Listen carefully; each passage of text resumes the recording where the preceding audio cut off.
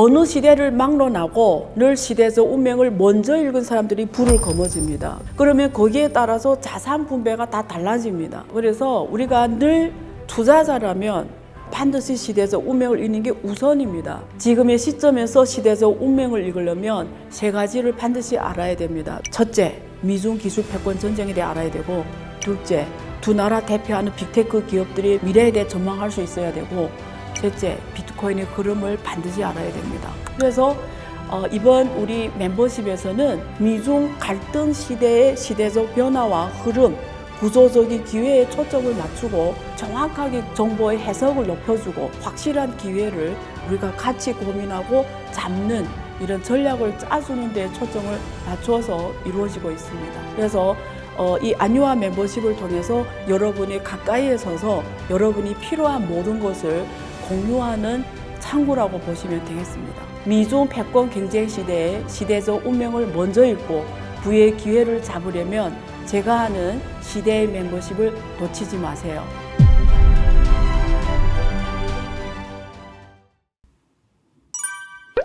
안녕하세요, 안경토 회원 여러분. 최근 미국과 중국 간의 이 관세 전쟁이 점점 더 심각해지고 있습니다. 그리고 트럼프는 하루에도 몇 번씩 자기 선언을 번복합니다. 그 번복한 결과는 금융시장의 붕괴로 이어집니다. 주식장은 하루에 폭락했다가 또 하루에 폭등하는, 그 폭이 심지어 플러스 10%, 마이너스 10% 이럴 정도로 역대 최고 변동폭을 보여주고 있습니다. 그래서 투자자들은 이런 상황에서 어떻게 할지 어리무중이고요. 한국 투자자들 같은 경우에는 지금은 미국 주식이 저점이라고 해서 들어가는 분들도 많으세요. 오, 싸다, 이때 빨리 들어가야지 이렇게 들어간 분들도 많으시고요. 근데 반대로 또 미국의 헤지 펀드들은 또 전반적으로 파는 매도 쪽에 있고, 한국 포함해서 해외 투자자들은 매수 쪽, 롱 포지션 쪽에 있습니다. 그래서 투자자들도 지금 도대체 이걸 롱으로 봐야 되는지, 다시 말해서 지금 잠깐의 하락이고 앞으로 계속 가는 장세인지, 이런 것들이 좀 헷갈릴 거예요. 기업들 또한 마찬가지입니다. 기업들은 지금 역대 최고의 관세, 이 상황에서 어떻게 대처해야 되는지 거의 멘붕에 빠졌죠. 그리고 사실은 관세 전쟁의 본질은 환율 전쟁입니다. 사실 관세는 결국 환율로 이어질 수밖에 없어요. 그래서 오늘 그런 내용을 할 건데, 오늘 이 내용은 여러분 다 이해하시겠는지 모르겠어요. 조금 이쪽에 오랜 시간 투자를 해왔거나 혹은 오랜 시간 이쪽 경영학, 경제학 쪽으로 기초가 있는 분들은 제가 지금부터 말하는 내용을 한 번에 이해할 수도 있겠지만, 혹시나 이해가 안 되시는 분들은 이 동영상을 여러 번 반복해서 봐주셔요. 그러면 이해를 하실 겁니다. 왜냐면 이걸 꼭 이해를 하셔야 돼요. 이거는 제가 뭐 투자를 안 하는 사람들, 일반인들도 알아야 되는 거예요. 왜냐면 이게 우리 운명을 결정하는 겁니다. 제가 늘 말하잖아요. 개인의 운명은 시대적 운명을 이기지 못한다. 기업의 운명 또한 시대적 운명을 이기지 못한다. 국가의 운명 또한 시대적 운명을 이기지 못한다. 지금 제가 말하는 이 동영상을 여러분들이 100% 소화해야 되는 이유는, 보는 사람은 개인이기 때문이고요. 또 기업 가면 기업인이기 때문이고요. 또 한국은 한국이기 때문에 이 정책 당국자들은 제가 말하는 이걸 완벽하게 이해해야 미래 한국의 전략이 나옵니다. 이거는 뭐 지금 세간에서 말하는 것처럼 트럼프가 먼저 제주냐, 트럼프가 먼저 전화를 드냐, 시진핑이 먼저 전화를 드냐, 시진핑이 먼저 물을 끓냐, 이걸 사람들이 지금 워칭 포인트로 보는데 그런 문제가 아니에요. 지금 누가 뭐 자존심을 세우고 안 세우고 문제가 아닙니다. 그리고 관세가 지금 84%냐 125%냐 145%냐 갑자기 또 지금 뭐 20%냐, 전자, 노트북, 핸드폰 지금 기본 관세 왜 없다. 그러면 앞으로 뭐 반도체는 어떻게 할 거냐, 이렇게 단일 품목에 대한 관세가 얼마냐, 이런 문제가 아니에요. 이거는 다 단기의 변동 요소들이에요. 우리는 항상 문제의 본질을, 큰 줄기를 봐야 돼요. 그 줄기라 하면은 시대의 운명입니다. 그 시대의 운명선에 서야 실패를 안 합니다. 근데 뭐 오늘 갑자기 제가 아침에 오면 뉴스를 들었는데, 핸드폰, 스마트폰, 전자기기 그리고 노트북 이런 포함해서 관세를 지금 모든 나라에 관세를 안 받는다. 근데 사실은 중국이죠. 중국이 거의 8, 90 하니까 중국에 대해서 이 부분에 대해서는 관세 면허인데 이런 것들이 결국 트럼프가 무릎을 꿇지 않았냐 뭐 이런 얘기도 오고 앞으로 중국이 또 어떻게 나올 거냐 둘이 지금 협상하고 있는 거 아니냐 뒤에서 실제는 협상하고 있다 뭐 이런 얘기들로 넘쳐나고 있더라고요. 뭐 어쨌든 간에 그런 것들은 뭐 단기에 싸움을 구경하듯이 보면 되는 거고요. 본질은 지금부터 제가 얘기하는 겁니다. 그래서 오늘 동영상을 이해 못했으면 여러 번 보고 그래도 이해가 안 된다 이러면 제가 하는 그 시대 멤버십 강연으로 오십시오. 시대 멤버십 강연은 지금 다음 주부터 정식 시작합니다. 그래서 오늘과 내일까지 특가로 연회원 우대를 줍니다. 이게 영구적인 우대예요. 올해만 우대가 아니고 오늘하고 내일에 들어오시는 시대 멤버십에 들어오시는 분들은 평생 이 가격으로 합니다. 마지막 기회니까 꼭 확인하시고요. 그래서 제가 어제 하는 시대 멤버십 강연에 오시면 이런 것들을 여러분들이 이해할 때까지 그리고 여러분들이 여기에 대해서 대책을 마련할 때까지 그리고 여기에서 여러분들이 어떤 투자 전략이든 기업의 경영 전략이든 그리고 개인의 자산관리 전략이든 도움이 될 때까지 제가 합니다. Q&A를 통해서도 하고요. 특정 강의를 통해서도 하고요. 그리고 매일매일 여러분과 공유하는 제 칼럼이라든가 메모를 통해서 이런 본질적인 문제에 대해서 제가 인사이트를 드립니다. 지금은 공부를 하지 않는 사람은 망합니다. 옛날하고 달라요.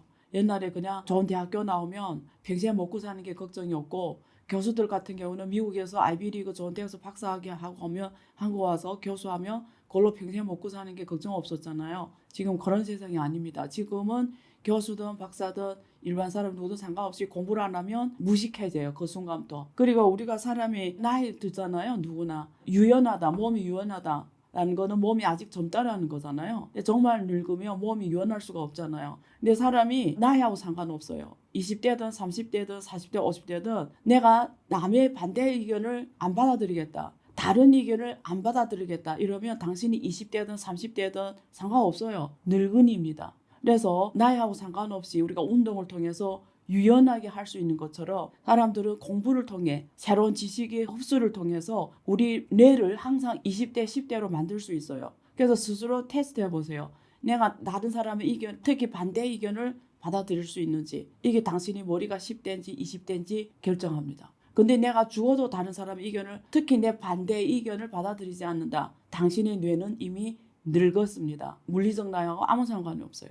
근데 내 뇌를 이렇게 항상 젊게 하는 거는 지식에 대한 그리고 시대에 대한 공부입니다. 모든 사람이 죽을 때까지 끊임없이 공부해야 돼요. 오늘 테스트 해보세요. 내가 반대 의견을 받아들일 수 있는지. 가장 똑똑한 사람은 반대 의견을 받아들이는 사람입니다. 나의 의견도 있고 내 의견이 없으면 안 돼요. 내 생각을 남한테 맡겨버리면 안 돼요. 플러스 반대 의견도 받아들일 수 있어야 돼요. 그래야 당신은 가장 똑똑한 사람입니다. 그래서 앞으로 저와 같이 이런 시대인 공부, 시대인 선구자 공부 저희 모든 강의는 상위 1%를 위한 강의입니다. 시대의 선각자 강의예요. 우리가 그 시대를 살아가며 있어서 상위 1%만이 그 시대를 읽을 수가 있어요. 그래서 그 상위 1%가 늘 시대의 선구자 역할하고 그 시대의 최고의 부자 자리에 가는 거예요. 그래서 시대의 운명을 먼저 읽은 사람이 불을 거머쥔다. 이 책을 더 플로라고 쓴 이유기도 하고요. 그래서 시대 상위 1% 선각자를 위한 강의라고 보시면 됩니다. 오늘은 그 중에 하나의 내용이에요. 그래서 오늘 제가 컨디션이 좋으면 잘 설명할 수 있을 것 같은데 한번 해보겠습니다. 미국과 중국과의 관세는 본질이 뭐냐면 왜 이렇게 관세를 때리냐 막 헷갈리잖아요. 사실은 이미 나왔어요. 트럼프 내각. 근데 사람들 도대체 트럼프 왜 이러냐, 오늘 관세 올릴까 내릴까 어느 품목에 때릴까 이런 데 초점 맞추는데 트럼프 내각의 생각은 딱 나왔어요. 뭐냐면 무역 균형입니다. 그러면 이 말이 조금 어려운 말인데 왜 제가 이렇게 말하냐, 계산법에서 나왔어요. 왜냐 관세 상호관세라고 하는데 상호관세란 단어가 원래 맞지는 않아요. 근데 이름을 상호관세라고 했어요. 근데 그 상호관세를 계산하는 방법이 뭐였어요? 분모의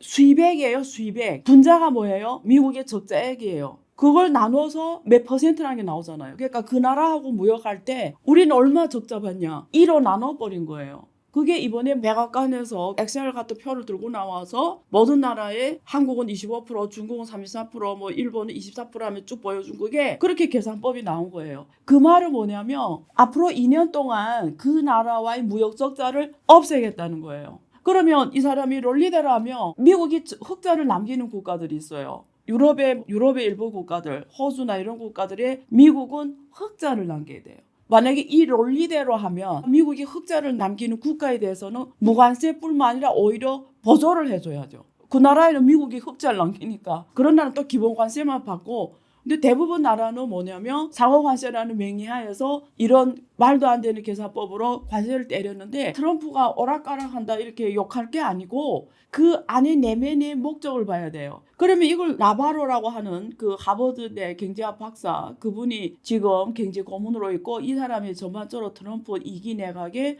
전체 경제정책 방향을 정하고 있는데, 이 사람은 대중 강경파입니다. 근데 이 사람은 딱 이렇게 제안한 거예요. 근데 이 사람이 생각할 논리는 뭐냐면, 트럼프는 경제학을 모른다 해도 이 사람 하버드 경제학과 박사니까 경제학을 알 거 아니에요. 이 사람은 정확하게 그냥 무역 균형을 하겠다라는 말은 뭐냐면, 이제는 미국이 적자를 없애겠다는 말입니다. 적자를 없애겠다는 말은 어떤 뜻이냐? 자, 지금부터 말할게요. 관세는 그날 하나의 수단이에요. 관세는 하나의 수단이에요. 지금 미국이 전반적으로 작년 기준으로 적자가 1조에서 1조 2천억입니다. 그래서 그 적자를 다 없애봤자 미국은 1조에서 1조 2천억이 들어오는 거예요. 근데 미국이 1조에서 1조 2천억을 적자액을 다 돌려받았다 해서 미국의 근본적인 내부 문제를 해결할 수 있냐는 다른 문제예요. 결론은 지금 미국이 빚이 부채가 36조 37조잖아요. 그러면 지금 무역적자 균형을 실현해서 작년에 적자였잖아요. 1조 2천억. 그걸 내가 관세통에 다 받아와서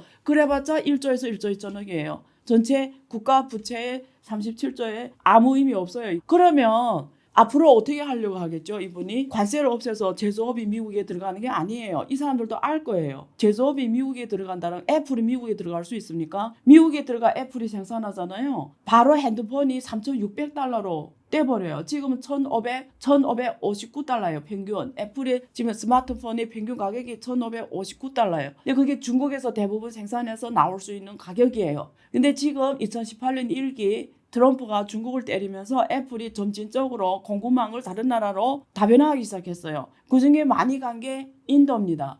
그래서 인도가 지금 전 세계 애플 글로벌 생산량이 20%까지 왔어요. 매년마다 60%씩 증가시켜요. 그래서 이번에 소비자 입장에서 보면 이번에 미국에 들어간 스마트폰은 인도에서 생산한 거예요. 그래서 이렇게 보시면 돼요. 중국을 좋아하든 싫어하든 나빠하든 상관없어요. 이거는 팩트입니다. 무슨 말이냐면 전 세계에서 중국이 공급망이 다 가장 잘 돼 있고 가장 완비화돼 있고 중국은 노동력이 가장 풍부하고 원가도 가장 싸요. 이 말은 뭐냐면 우리가 중국이라는 이름표를 떼고 그냥 중국이라는 나라에서 생산하는 요 사건 하나를 보면 중국에서 생산하는 게 전 세계에서 가장 효율이 높다. 가장 싸다고 보면 돼요. 생산 원가가 중국이 가장 싸다. 애플이 중국에서 생산하고 인도에서 생산하는데 인도에서 생산하는 자체가 중국에 비해서 원가가 높다라는 거예요. 인도에서 아무리 생산해봤자 중국만큼 생산 원가를 만들어낼 수가 없어요. 앞으로도 그럴 거예요. 그러면 우리가 전 세계 시민들이 70몇 억이 한 나라라고 생각하고, 우리가 중국은 신라 족냐 이념적인 걸 빼고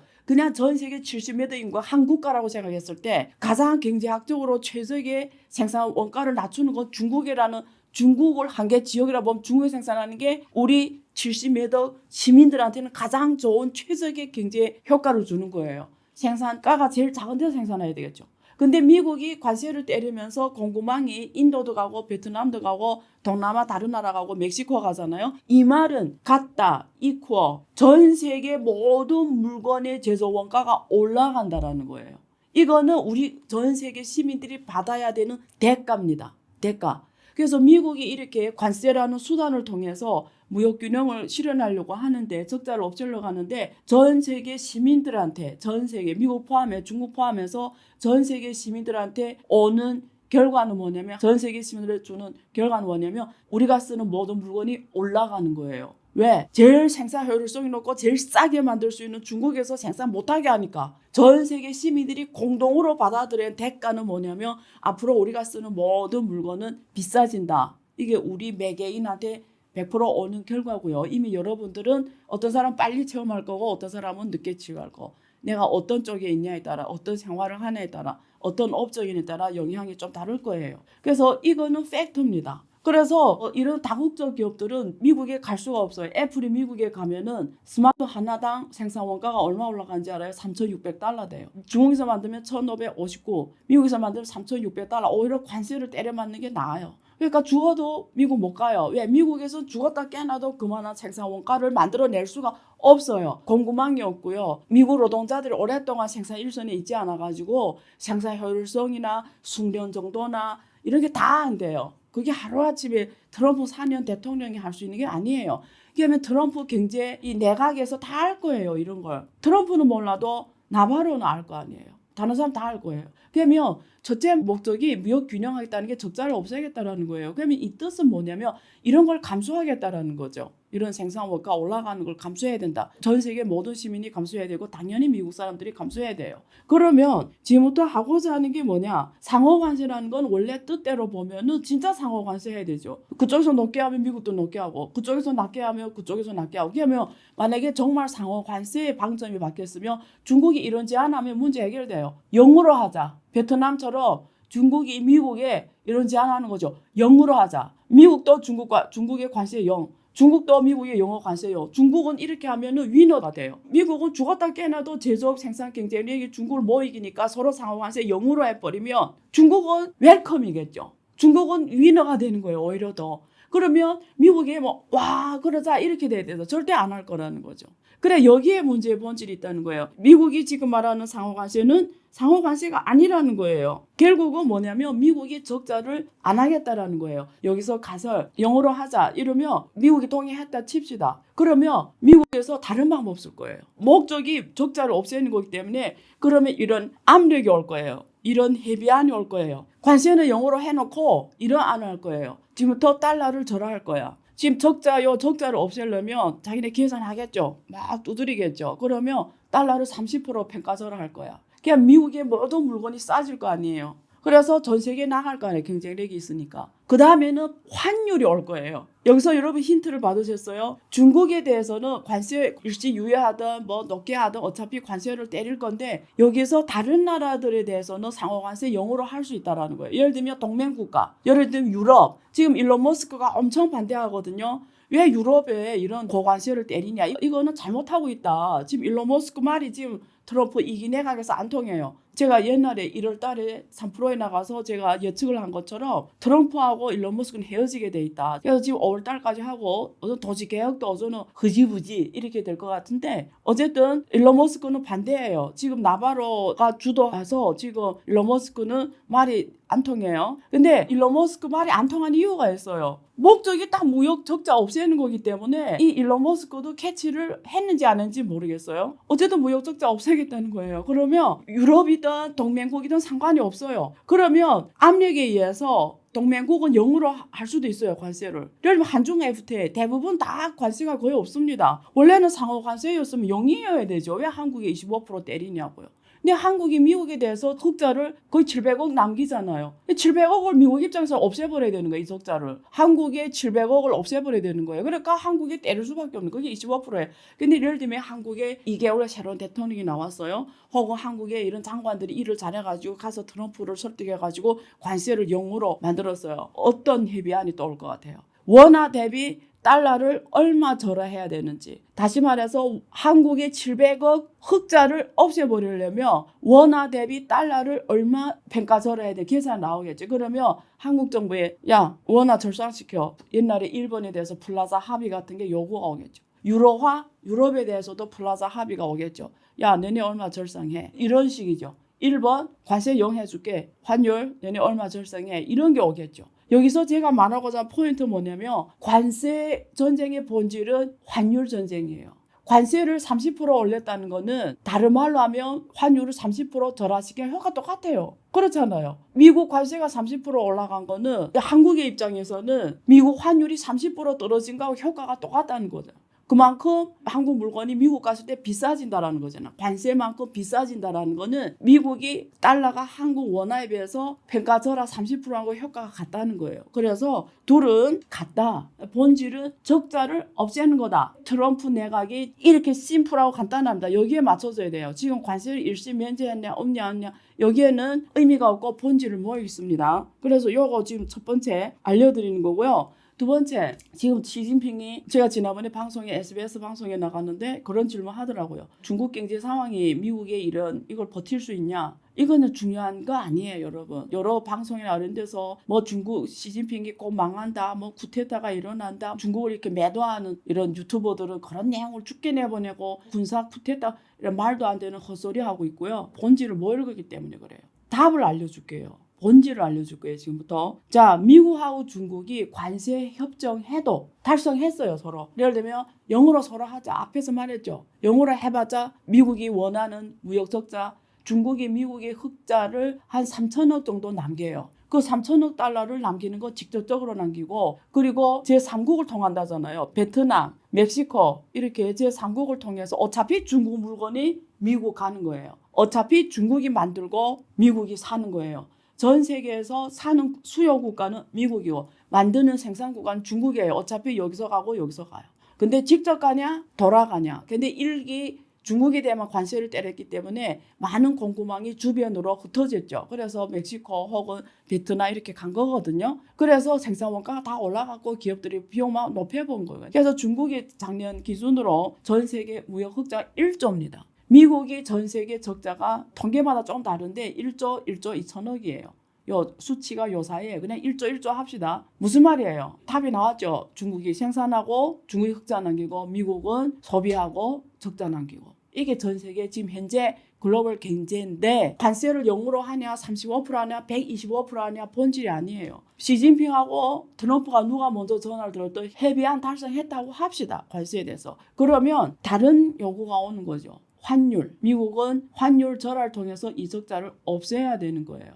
자, 그래서 이제 앞에서 트럼프 진짜 원하는 걸 뭔지를 말씀해줬죠. 첫 번째. 자, 이게 우리가 이 가설이 진짜다. 안유화가 지금까지 말한 게 진짜다 하면은 중국이 어떻게 해야 되겠죠? 그래서 중국이 최적의 대방안에 대해서 말할게요. 이러면 미국의 경제도 보이고 한국 경제도 보입니다. 그래서 지금부터 말하는 걸 이해하셔야 돼요.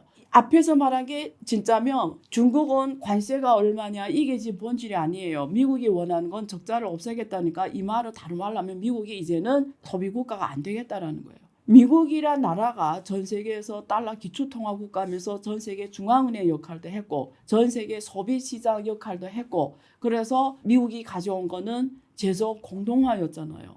그래서 지금 중국이 이 문제를 푸는 유일한 답은 하나밖에 없어요. 지금까지 중국이 어마어마한 생산량, 생산 공급망을 형성하고 생산 제조 국가라서 어마어마한 제조 강국이 됐는데 그게 국내 소비에 맞춰지지가 않는 거죠. 왜 중국 사람들은 국가는 돈이 많은데 왜 국가 돈이 많죠? 해외에서 돈을 많이 벌어왔잖아요. 이래 수출해가지고. 근데 국민들은 돈이 없죠. 그러니까 나라는 잘 사는데 국민들은 돈이 없죠. 그러니까 중국이 만든 모든 물건은 다 해외 수요에 맞춰진 거예요.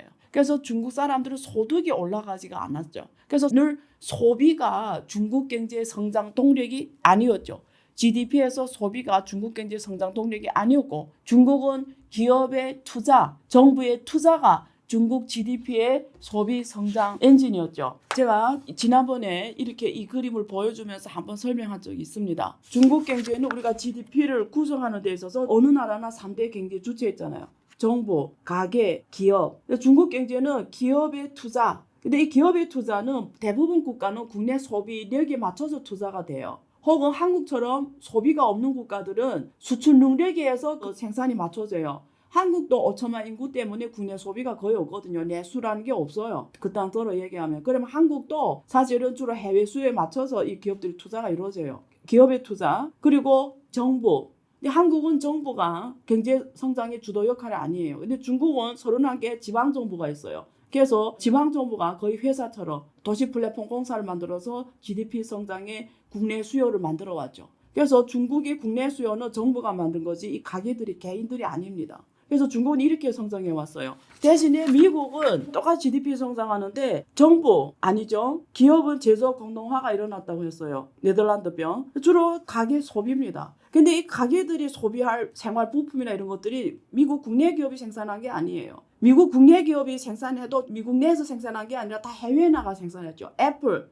중국에서 생산했죠. 그래서 미국 가게들이 소비하는 거는 국내에서 공급 못하는 거예요. 미국은 국내에서 공급력이 안 되는 거예요. 미국 사람들이 소비에 맞춘 공급 능력이 없어요. 그래서 주로 중국에서 생산하든 지금은 베트남이든 인도도 어쨌든 해외에 생산해서 미국 사람들이 소비를 하는 거예요. 그래서 경제가 이게 글로벌화, 세계화라는 거고 그게 무역을 통해서 물건들이 왔다 갔다 한 거예요. 그래서 이게 지금 공동화가 일어나서 미국 경제는 소비 주도형 경제라고 하잖아요. 서비스업. 그래서 가게들은 주로 서비스업에 종사를 하고 그리고 이 사람들은 주로 소비할 돈이 어디 있냐. 회사에 근무해서 임금이 나오는데 블루칼라들은 기업들이 국내에서 생산하니까 임금이 없잖아요. 어떻게 소비해요? 정부에서 세금을 걷어서 돈을 주든지 실업급여나 뭐 여러 가지 복지를 통해서 돈을 주든지 아니면 이 가게들은 여기 금융시장이 있잖아요. 금융 소비를 하는 거죠. 금융에 투자하면 미국 주식시장은 계속 올라간 거죠. 그래서 캐피탈 게인, 자본소득 혹은 부동산 그게 2008년 금융위기 이전까지는 부동산 소득이 미국 가게들이 자본소득 월급에서는 얼마 못 버는데 자산소득이 높다는 거예요. 주식 채권을 통한 자산소득, 부동산을 통한 자산소득. 근데 부동산 2008년에 금융위기 터지면서 주로 주식이나 채권 통한 금융자산소득이 미국 사람들이 소득이었다는 거죠. 그래서 보통 가계나 개인의 소득은 임금과 자산소득입니다. 근데 미국 사람들은 임금소득보다 자산소득이 주로 이루고 이게 전 세계 소비를 지탱해줬죠. 근데 이걸 지탱하다 보니까 이게 국내에서 생산력이 없는데 이 소비가 지탱하다 보니까 미국이 어떻게 돌아갔죠? 정부에서 돈을 계속 찍는 거. 왜냐면 돈을 못 버는 상황이잖아요. 기업이 돈을 못 벌어오잖아요. 그러면 돈이 어디서 나타나요? 돈을 못 버는데 돈이 어디서 나와요? 찍어낼 수밖에 없는 거예요. 근데 미국은 돈을 찍어내는 게 마음대로 찍어내는 게 아니에요. 법에 의해서 국회 동의를 거쳐야 찍어내요. 그래서 매년마다 국회에서 뎁 실링 부채 한도를 정해줍니다. 근데 국회가 한국처럼 야당 여당이 나눠서 갔잖아요. 그래서 만약에 이 정부의 대통령이 있는 당이 국회에서 대다수를 차지하면 이 대통령이 자기의 원하는 대로 돈을 찍어낼 수 있어요.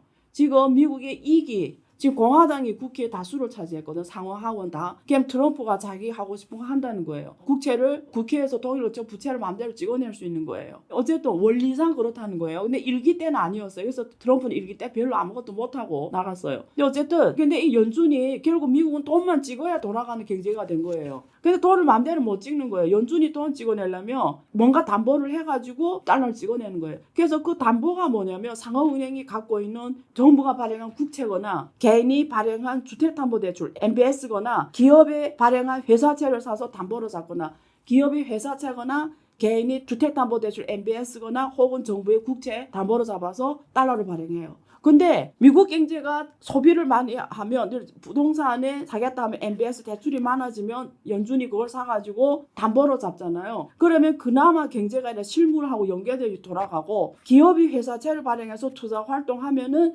그나마 이 발행한 돈이 기업에 들어가면서 실물하고 연계돼서 이 돈이 찍혀내지는데 2008년 금융위기 무너지면서 주택담보대출이 안 하는 거예요. 가게들이 이 부분이 없어졌어요. 자, 이 부분이 없어졌어요. 그 다음에 기업들도 미국 내에서 생산원가 너무 올라가고 돈을 너무 찍어냈으니까 그리고 금리를 계속 올렸잖아요. 코로나 전까지. 그러니까 미국 기업에서 회사 이런 거 안 발행하는 거예요. 그러니까 그 다음부터 돈을 찍어내려고 하면 정부만 국채를 발행할 수밖에 없는 거예요. 이 둘은 부채를 안 지는 거예요. 기업하고 가게가 부채를 안 지는 거예요. 그래서 연준은 부채화폐라고 제가 말했잖아요. 부채를 져야 이게 돈 찍어내는데 그러니까 정부만 국채를 발행해온 거예요. 2008년 이후로. 그러니까 정부 국채가 연준이 사가지고 담보로 잡고 발행하고 근데 이게 가게나 기업이 발행한 부채가 아니다 보니까 돈이 이 안에서만 도는 거예요. 정부 안에서만. 정부, 은행, 연준, 정부, 은행. 그 은행이 돈만 쌓이는 거예요. 그 돈을 어찌나 주식사 금융성이 간 거예요. 그래서 미국의 금융이 계속 올라간 거죠. 그리고 해외에 이게 적자잖아요. 미국. 그러니까 작년에 1조가 적자면 1조가 해외 나가는 거예요. 얘네 지금 돈이 1조가 해외 나가는 거예요. 그러니까 국내 인플레이션이 해결이 되는 거예요. 돈이 나가니까. 그렇다면 이 안에서만 돌았으면 인플레이션 때문에 폭발했죠. 다른 나라는 무너졌어요. 근데 미국이니까 안 무너지는 거예요. 이 부채 경제가 계속 돌아가는 거예요. 미국 가게하고 기업이 부채를 안 지면 해외에서 부채를 지면 되는 거잖아요. 1조가 해외 나간 거예요. 그 해외 나간 1조가 다시 운영이 중국이 흑자에 1조를 받은 거잖아요. 1조 달러. 그러면 그 1조 달러가 다시 미국 금융상 들어옵니다. 운영을 해야 되니까. 그래서 미국 주식이나 미국 국채 사는 거예요. 그렇게 전 세계 경제는 하나의 몸뚱아리로 돌아간 거예요. 그런데 지금 미국에서 저는 적자를 안 남기겠다는 거예요. 그러면 이게 1조가 안 나가는 거예요. 그러면 이제는 미국 내에서 이 미국 사람들이 소비하는 걸 미국 기업이 만들어내야 되는 거예요. 근데 지금 미국이 공급망이 미국 사람들 소비할 만큼 생산할 수 있는 기업이 없어요. 그러니까 우리가 미래가 보이지 않나요? 관세는 트럼프가 쓰는 수단일 뿐이에요. 자기도 알아. 4년 내에 미국 사람 소비하기 위한 이 생산을 만들 수 없다라는 거. 진짜 목적은 달러를 절하시키는 거예요. 왜? 그동안 이렇게 계속 부채를 37조까지 왔잖아요. 이게 절하가 안 된 게 웃기는 거예요. 그래서 그만큼 달러를 절하시킴으로써 지금까지 부채를 해결하겠다는 거예요. 지금 말한 걸 알아들으셨나요? 달러가 30%를 절하시키면 부채를 37조 달러 30% 부채가 없어지는 거예요. 아시겠죠? 지금 본질이 여기에 있습니다. 그래서 그게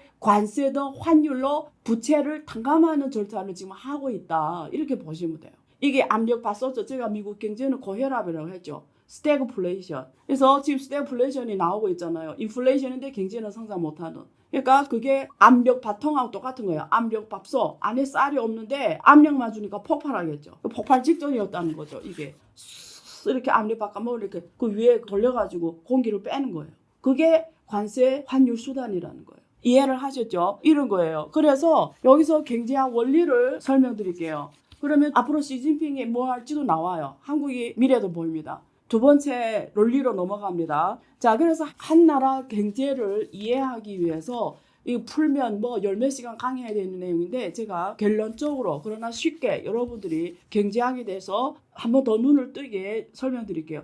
어느 나라든 경제가 건강하게 돌아가려면 어떻게 돼야 되냐면 이렇게 돼야 됩니다. 제가 이렇게 빨간 글씨로 썼어요. 우리 편집자님이 예쁘게 또 그림으로 표시해 줄 거예요. 어느 나라든 건강한 경제가 되려면 이런 거예요. 이게 거시경제의 원리입니다. 생산하고 기업이 생산하잖아요. 생산. 그러면 기업한테 노동력을 누가 공급해요? 가게들이 노동력을 공급하죠. 얘네 생산하고 가게. 그럼 그게 임금으로 소득으로 들어옵니다. 그래서 생산한 것이 국민들이 소득으로 가요. 그러면 국민들은 소득이 있으면 어떻게 해요? 써요. 소비를 해요. 그래서 소비라는 거는 우리 거시경제에서는 수요로 나타나요. 수요. 그래서 이 수요는 소비와 투자로 표현돼요. 하나는 가게들의 소비, 하나는 기업들의 투자로 표현돼요. 그러면 이게 투자라는 거는 기업들이 수요이자 생산이에요. 그럼 이 생산이 다시 또 소득, 수요, 생산 이게 균형돼. 생산에서 소득이 같아야 돼요. 생산한 만큼 국민들이 소득으로 가져야 돼요.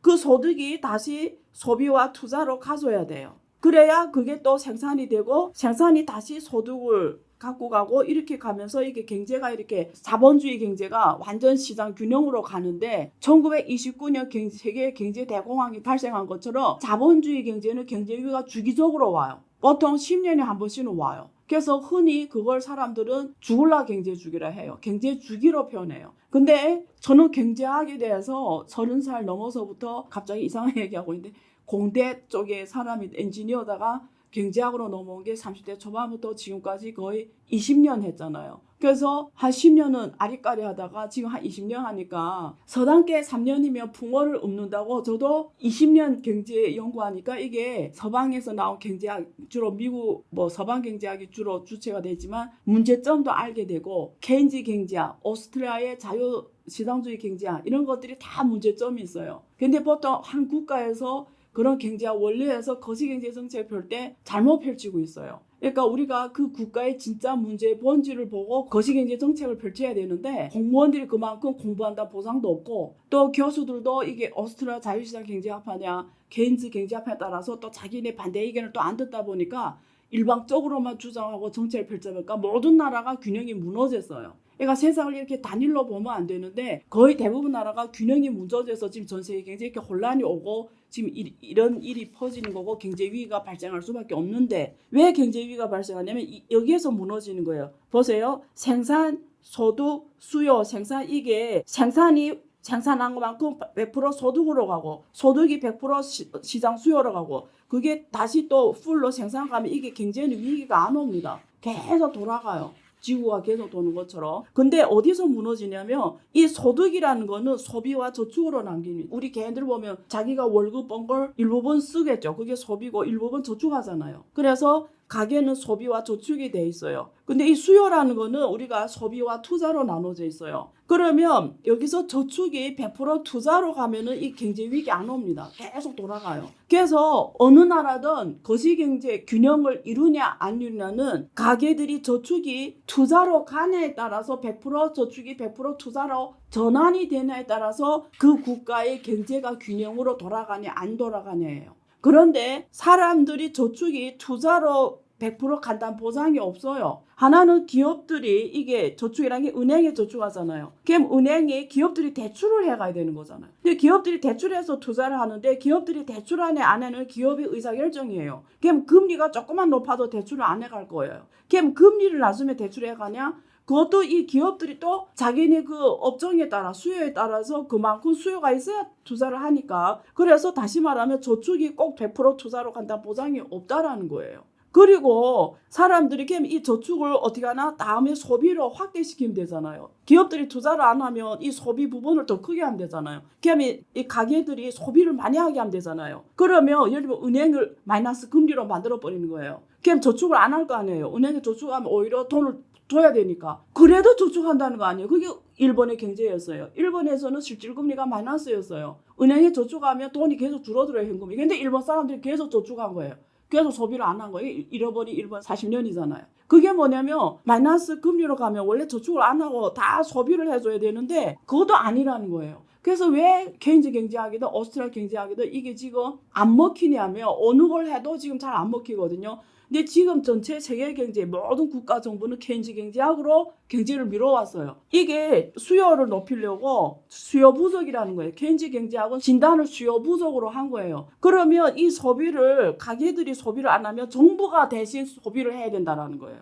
이게 케인즈 경제학이 내놓은 방안이에요. 그리고 후에 프리드만이 화폐 경제학이 나와요. 이럴 때 돈을 찍어내라. 돈 찍어내야 된다 이래서 이 케인즈 경제하고 프리드만의 화폐 경제학이 둘이 조화를 돼가지고 정부 그동안 모든 정부가 해온 게 뭐냐면 이게 1929년 경제대왕을 한 거시경제학이 정부가 엄청나게 투자를 하면서 없는 수요를 만들어내고 초창기는 케인즈 후에는 프리드만의 경제학이 거시경제에서 먹히면서 돈을 찍어내서 나눠줘라. 가게, 기업 나눠줘라. 그게 코로나 때 모든 전 세계 정부가 다 돈 찍어 넣어줬잖아요. 그렇게 해서 없는 수요를 만들어내라. 이렇게 하면서 그 찍어낸 돈들이 다 금융시장 가서 금융자산 가격만 높여버린 거예요. 특히 미국처럼 생산 제조가 없는 국가는 찍어낸 돈들이 가게에 온 돈들이 다 금융자산 시장에 가서 지난번에 제가 말한 것처럼 돈을 정부에서 눈처럼 찍어내자. 눈이 막 쌓이는데 가게들은 그 눈을 자산으로 안을 자산이 없어요. 그럼 결국 이 가게를 통해서 다 금융시장에서 자산이가 붙는 거예요. 그게 미국 기업들이 주가가 고고행진하고 애플이 시가 총액이 최고 3조 8천억까지 간 원인입니다. 그러니까 이 찍어낸 돈들이 계속 이 금융시장 가서 그 눈들이 쫙 앉는 거예요. 그래서 부자는 점점 더 부자가 되는 거예요. 왜냐면 가게들은 주식이 있는 사람 많지 않잖아요. 그래서 이게 주시장이 자산을 주식을 갖고 있든 채권 갖고 있든 코인을 갖고 있든 부동산 갖고 있든 정부가 돈을 찍어낼수록 그 자산가들한테 돈이 점점 눈들이 계속 가서 앉는 거죠. 그래서 주시장이 하늘치고 올라가고 부동산 가격이 하늘치고 올라가고 자산가들은 점점 부자가 더 되고 없는 사람들 임금에 의해 사는 사람 점점 거지가 되고 비불격차가 더 커지고 급기야 2008년에 미국은 1%에 99% 시위가 월가를 장악했죠. 왜? 얘네들 이렇게 막 하다가 또 파산하면 정부가 돈을 줘요. 그러니까 대마불사라고. 그러니까 이 임금 받는 사람 점점 거지가 되고 미국 이게 잃어버린 미국은 70년대부터 시작됐어요. 자본과 기술이 해외 아웃소싱하기 70년대부터 일본은 90년대부터. 그러니까 이게 경제가 이렇게 지금 된 거예요. 자, 그러면 트럼프가 생산이 4년 내에 여기 들어오냐 안 들어오냐 미국 사람들이 소비하는 만큼 국내에 생산하냐 안 하는 일부분은 되겠죠. 근데 절대 이게 실현할 수 있는 건 아니에요. 그러니까 트럼프는 지금 생각하는 게 할 수 있는 만큼 하고 그 다음에 달러를 평가절하시켜서 부채를 일부분 압력밥솥을 이렇게 살짝 풀어야 되는 거예요. 김이 나가게. 그 작업을 하고 있다고 보시면 돼요. 자, 그러면 중국은 어떻게 해야 되냐? 여기서 보이시겠죠? 중국은 어떤 문제냐면 요거 기억하세요. 생산, 소득, 수요, 생산 이렇잖아요. 요 소득이 소비와 저축. 시장이 돌아가려면 수요인데 소비와 투자인데 저축이 투자로 다 가져야 되는데 저축을 많이 할 경우는 투자로 다 안 가는 거죠. 그러면 이 균형이 무너지면서 거시경제가 무너지는 거예요. 중국은 어떤 문제냐? 중국은 지금까지는 이 기업이 생산력이 어마어마한 거잖아요. 그래서 해외에다 팔아서 아까 다시 돌아올게요. 앞에 거 보면서 말해야 되니까 중국은 이 가게가 돈이 없어요. 그래서 소비와 저축력이 약해요. 그래서 시장이 돌아가려면 생산을 많이 하려면 이 소비를 누가 해줘야 되면 국내 소비는 없으니까 해외 사람들이 해줘야 되는 거예요. 그게 미국이나 유럽인 거예요. 그리고 투자를 해줘야 되잖아요. 투자. 근데 이 투자를 중국 기업들이 해외에서 돈을 많이 벌어오니까 그게 다 달러로 들어오잖아요. 그만큼 계속 투자를 해온 거예요. 그래서 중국 경제는 지금 정부, 가계, 산업, 기업인데 이 기업들이 계속 해외 수요로 돈을 벌고 그걸 계속 투자하고 정부가 또 여기서 투자 역할을 한 거죠. 그래서 중국은 소비와 저축, 요 소득과 요 수요가 완전 불균형이었죠. 완전 불균형. 그래서 중국 경제는 이게 순환이 안에서 돌아간 게 아니고 GDP 성장이 여기에서 해외 수요로 다 돌아간 거죠. 그게 다시 국내 투자로 이어졌고 정부가 또 투자를 하면서 수요를 만들어줘서 수요가 생산. 그래서 중국 사람 소득은 올라 안 간 거죠. 그리고 이게 중국 내는 너무 경쟁이 심해요. 31개 성시가 있잖아요. 인구가 14억이고 노동자만 10억이 있어요. 그래서 월급이 지금 베트남, 인도보다 더 낮아요. 중국 월급이 20만, 한국 돈으로 20만 받는 사람 아직도 6억 명이잖아요. 그러니까 그렇게 낮은 월급 받는 사람 아직도 어마어마하게 많으니까 소비가 올라갈 수가 없는 거예요. 그러면 이렇게 해외에서 벌어들인 돈들이 분배를 통해서 소득 분배를 통해서 가계 소득으로 증가가 돼야 되거든요. 근데 각 기업들이 국내에서 주기내구로 쟤네끼리 경쟁하다 보니까 마진이 제가 데이터를 주면은 중국 기업들이 마진은 2% 조금 넘어요. 전 세계 평균은 6% 정도 돼요. 6%. 중국 기업들이 마진이 2% 조금 넘고 전 세계 6%, 미국은 9% 넘어요. 마진이. 그러니까 중국 국내 마진이 2% 넘으니 조금밖에 안 되니까 어떻게 이 개인들이 소득 증가, 임금 증가로 하겠어요? 안 되는 거예요. 그러니까 중국은 이 소득과 수요 간이 어마어마한 불균형이 발생버린 거예요. 그래서 이 수요를 해외 수요를 하다 보니까 다 그게 흑자로 들어오는 거죠. 자, 돈이 흑자로 들어왔어요. 달러로 들어왔어요. 근데 중국은 법적으로 무역 흑자는 다 위안화로 태환이 돼야 돼요. 무슨 뜻이에요? 기업이 벌어들인 외환을 은행이 위안화로 바꿔줘요. 그러면 이 시장이 위안화가 엄청 돌겠죠. 작년에 1조 흑자면 지금 환율로 7조 3천억이 위안화가 더 찍혔다라는 거예요. 7조 3천억이 국내에서 그냥 더 찍혔다는 거예요. 그럼 7조 3천억 돈이 금융에서 돌아요. 그럼 이 돈들이 어디 가겠어요? 이 돈들이 주식시장 가는 거예요. 혹은 이 돈들이 부동산 가는 거예요. 근데 중국 주식시장은 미국처럼 계속 올라가지가 않아요. 미국처럼. 그러니까 부동산에 간 거예요. 그동안. 그게 정확하게 말하면 2001년부터 2008년. 그 다음에 2008년 이후에 또 사조 위안 찍으면서 2015년까지 중국은 주식시장이 올라 안 가니까 찍어낸 돈들이 흑자에서 남긴 돈들이 은행이 위안화로 태환되고 그 돈들이 결국은 부동산에만 간 거예요. 그래서 중국 GDP는 17조 달러밖에 안 되는데 중국 부동산은 60조 달러 가치를 자랑한 거죠. 미국은 부동산 가치가 35조밖에 안 돼요. 미국은 GDP가 25조 달러인데 부동산 시가총액이 35조 달러인데 중국은 GDP가 17조 달러밖에 안 되는데 부동산 시장이 60조 달러 시장이 됐어요. 왜 이렇게 됐겠어요? 지금 이 논리가 연결이 되죠. 해외에서 들어온 달러 흑자들이 위안화로 태환이 되고 그 위안화가 다 부동산, 왜냐면 주식은 중국이 안 좋았으니까 다 부동산. 그래서 중국 가게들이 자본소득은 부동산에 와서 부동산 투자한 사람들은 따마들은 다 부자가 된 거죠. 그래서 그동안 소비를 그나마 해왔는데 지금 부동산이 2018년부터 그래서 이게 중국은 여기에 제가 지금 처음에는 외환보역 담보로 위안화를 발행했다고 적혀져 있죠. 2008년 이전 외환보역 담보로 위안화를 발행했다. 그래서 2008년 이전에 인민은행은 뭘로 돈 찍어냈냐면 이 가게들이 벌어들인 무역 흑자가 은행에서 위안화로 태환돼야 되잖아요. 그래서 2008년 이전에 외환보역 담보로 발행이 된 거예요. 그런데 2008년 이후로 미국 경제가 무너지고 유럽의 제조 위기 터지면서 해외 수요가 많이 무너졌어요. 그때 당시에 2012년에 그리스 제조 위기도 터졌고, 그러니까 그때 당시에 한번 이게 흑자가 안 들어오잖아요. 그러면 돈을 못 찍어내잖아요. 그래서 중국 정부가 4조 위안을 그때 푼 겁니다. 그래서 그때 국채 발행해. 그 다음에 중국이 이제 위안화 발행이 미국하고 똑같이 돼서 부채 발행이 된 거예요. 옛날에 2008년 이전에 외환보유를 담보라는 건 실물 경제 담보라는 거예요. 얘는 생산해서 해외 팔아서 실제 돈 벌어와서 돈을 찍어낸 거니까 이거는 실물 경제예요. 근데 2008년 이후에는 이제는 해외에서 무역 흑자가 안 들어오니까 중국이 4조 위안을 국채 발행해서 인민은행이 4조 위안을 찍어낸 거죠. 그때부터는 그냥 종이 조각인 거예요. 이게 실물 경제와 관계없는 돈을 찍어낸 거예요. 그래서 지금 중국 경제도 부채 화폐가 된 거예요. 실물 경제와 아무 상관이 없는. 그렇게 된 거예요. 근데 그래서 중국 이게 GDP 구성 보면은 중간에 수출이 거의 마이너스 역할을 해요. 수출이 거의 없었어요. 후에 또 코로나 터지고 이러면서 중국이 흑자를 많이 남기면서 지금 다시 또 흑자가 많이 들어오면서 또 이렇게 외환보유 담보로 발행할 수 있는 경제가 된 거죠. 근데 지금 미국이 이걸 못하게 하겠다는 거 아니에요. 이제 중국 흑자를 안 남기게 하겠다는 거 아니에요. 그래서 앞으로 중국 경제를 전망하면 여러분 보이십니까? 지금 저하고 롤리 따라오면 앞으로 이게 흑자가 안 들어와요. 그러면 중국 시진핑이 미국이 이런 관세 전쟁에 대응하는 방법이 이미 나왔어요. 이제는 여기를 기대를 못하는 거예요.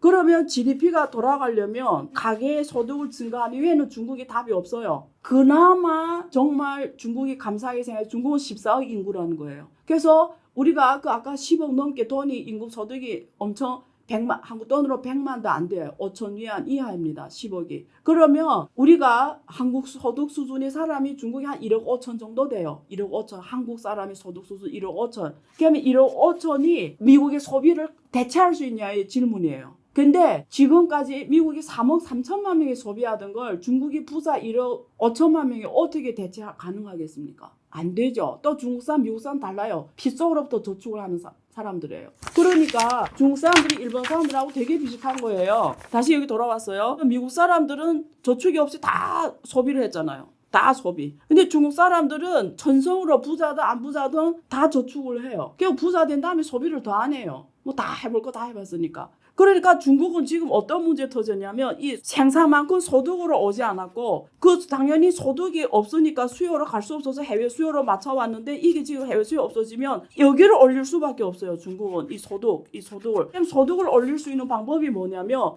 기업들이 월급을 높여주거나 지금까지 너무 경쟁이 심해서 월급을 안 높여줬는데 기업들이 월급을 높여줘서 임금 소득을 높이거나 아니면 고부가가치 산업을 해야 반도체나 이런 거 해야 이 월급이 올라가겠죠. 산업 구조 조정 빨리 해서 부가가치 산업을 빨리 하든가 아니면 미국처럼 돈을 나눠줘서 미국의 소비를 대체하게 하든가. 그래서 지금 곧 할 거예요. 중국 시진핑이 돈을 나눠줄 거예요. 아니면 주식시장을 미국처럼 잘 가게 해서 부동산 통해서 자본소득을 벌던 중국 사람들을 주식시장을 통해서 자본소득을 올리든가. 그래서 시진핑은 이제는 알아요. 미국하고 관세를 협상하든 안 하든 결론은 뭔지 다시 정리해 드릴게요. 이제 본질을 이제 한마디로 정리해 드릴게요. 이제는 한국을 포함해서 미국에 팔아서 돈 버는 시대는 끝났다. 그러면 중국 같은 나라는 그나마 중국의 인구가 14억이고 중국 사람들이 잘 사는 사람이 한 1억 5천이 있고 조금만 더 정부가 이 미국식 방법을 써가지고 주식시장을 잘 가게 하고 위안화를 절상시키고 그러면 중국 소득 자산이 올라가잖아요.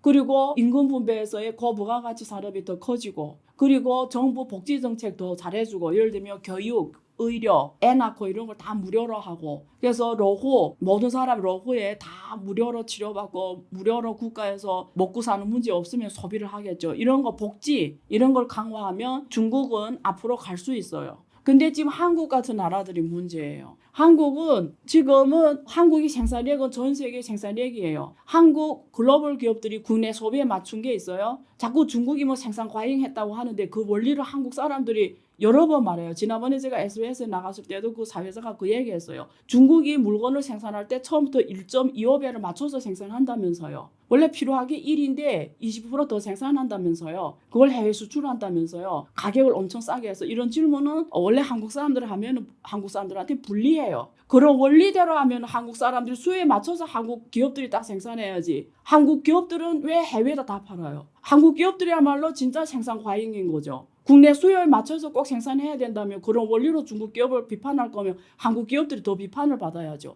그거는 스스로 자기를 죽이겠다는 거예요. 한국은 과거에도 그랬고 현재도 그렇고 미래에도 그렇고 국내 소비가 없습니다. 갑자기 아기를 1억, 2억 낳지 않는 이상은. 한국은 미국이 저렇게 전 세계에서 적자 역할을 안 하겠다. 저렇게 나오면 한국 같은 나라들이 힘든 거예요. 그래서 한국은 뭘로 대응해야 돼요? 중국은 국내 소비로 돌리면 돼요. 그래서 지금 정부가 또 나눠주겠다 하고 지금 어차피 14억 인구를 소비력을 미국의 3억 3천만 명 정도로 올려버리면 되는 건데 한국을 뭘 해야 됩니까?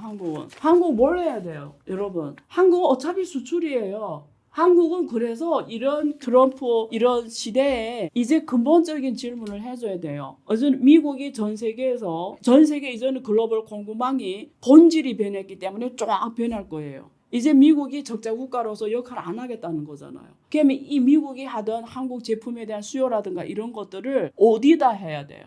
어디다? 한국 생산량은 글로벌 생산량인데. 그러면 유럽이라든지 중국이든지. 그래서 한국은 중국과 관계를 잘해야 돼요. 왜 앞으로 중국 소비력이 미국 수준을 올려올 수밖에 없고 중국주의상이 미국 수준을 올릴 수밖에 없잖아요. 그러니까 한국은 미국의 이런 소비를 대체할 만한 시장을 빨리 찾아야 돼요. 그게 동남아든 유럽이든 어디든 유라시아든 어디든. 그냥 한국은 항상 규칙 기반을 강조해야 되고 질서를 강조해야 되고 개방을 강조해야 되고 전 세계 무역 확대를 강조해야 되고 이렇게 자기의 생각으로 전 세계를 계속 개방을 강조해야 돼요. 그래서 오늘 이 강연이 도움이 됐으면 좋겠습니다. 지금 뭐 관세를 얼마 때리냐 이런 문제 아니라는 걸 다시 정리해 드릴게요. 관세 전쟁의 본질은 환율 전쟁이고 본질은 미국이 이제는 적자를 없애겠다는 거고 그 말은 미국에 팔던 시대는 끝났다. 그러면 미국에 팔던 모든 국가는 다른 나라에다 팔아야 된다. 그럼 다른 나라 지금 올라올 수 있는 나라가 어디냐? 그나마 지금 유럽, 미국 정도다. 근데 유럽은 지금 중국의 생산과인 물건이 유럽에 들어올까 봐 지금 막 관세를 올리겠다고 그런다. 그러면 만약에 자칫하면 한국도 그런 정책을 취했다가는 큰일 나는 거예요. 왜? 이제 앞에서 설명했죠. 한국은 생산력을 해외에 팔아야 되는 나라예요. 그러면 늘 지금 중국 시진핑처럼 개방을 강조하고 규칙을 강조하고 글로벌 공급망을 강조하고 세계화를 강조해야 돼요. 자, 이제 여러분들이 혹시 제가 오늘 한 내용에 대해서 정리가 안 되면 제가 하는 시대 멤버십에 오십시오. 제가 거기서 무제한으로 강의를 해드립니다. 제가 짧은 유튜브 시간에 다 이해시키는 건 어렵습니다. 그래서 고정 댓글에 가면 시대 멤버십 신청 링크가 있고 그리고 오늘과 내일에만 평생 영구적으로 우대 가격으로 할 수 있으니까 꼭 기회를 놓치지 마십시오. 자, 마지막으로 늘 응원해주는 분들한테 늘 감사의 말씀을 드려야 되니까 홀라조 아이디가 슈퍼챗 사주셨고 좋은 댓글을 남겨주셨습니다. 감사합니다. 신바람님 감사합니다. 또 슈퍼챗 사주셨고 바다님 또 슈퍼챗 사주셨고요. 또 늘 또 응원해주시는 높은 슈퍼챗으로 응원해주는 The Redstone in 두부꿈 이분 늘 감사합니다. 그리고 윤한국님도 늘 감사합니다. 자, 여러분이 응원과 격려 그리고 좋아요 구독은 더 좋은 내용을 할 수 있도록 힘이 되니까 많이 앞으로도 부탁드립니다. 감사합니다.